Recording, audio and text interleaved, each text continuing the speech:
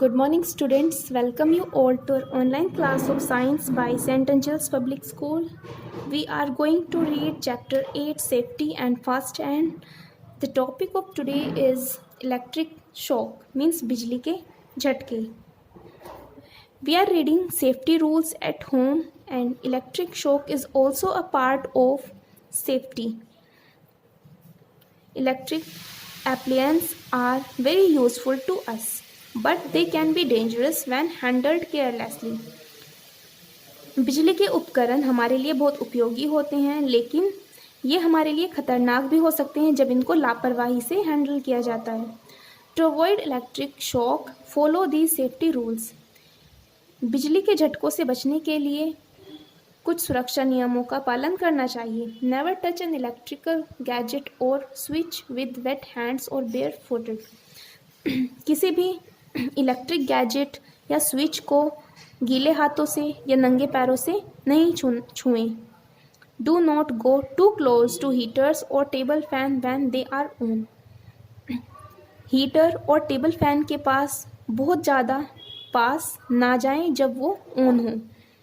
Never touch a damage और uncoated wire. खराब और नंगे तार को ना छुएं.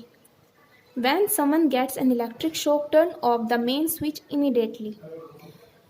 जब किसी को बिजली का झटका लग रहा हो तो उस शीघ्रता से मेन स्विच को ऑफ कर देना चाहिए. पॉइजनिंग को हिंदी में कहते हैं विषाक्तता. Poisoning is also a common kind of accident at home.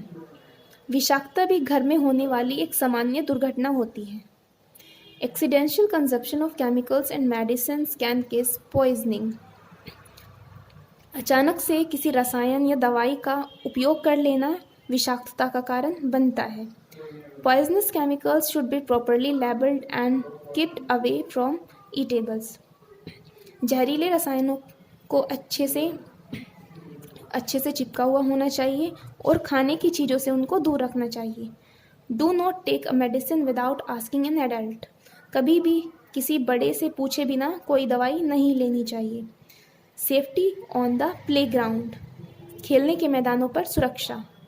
Do not push anybody while playing. किसी को भी धक्का नहीं देना चाहिए जब वो खेल रहा हो.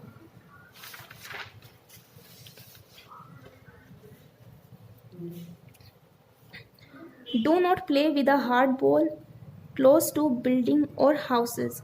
You will end up breaking all the window panes. किसी हार्ड बॉल के साथ किसी बिल्डिंग और घरों के पास ना खेलें, इससे आप विंडो पैन्स को तोड़ सकते हैं. Avoid bitter arguments and play with the sportsman spirit. कड़वी बहस से बचना चाहिए और खेल भावना से ही खेलना चाहिए. In case you are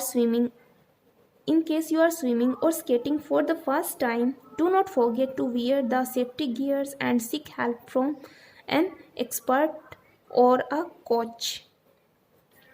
जब आप स्विमिंग या स्केटिंग पहली बार कर रहे हों तो सेफ्टी गियर्स पहनना नहीं भूलना चाहिए और किसी एक्सपर्ट या कोच की हेल्प लेनी चाहिए.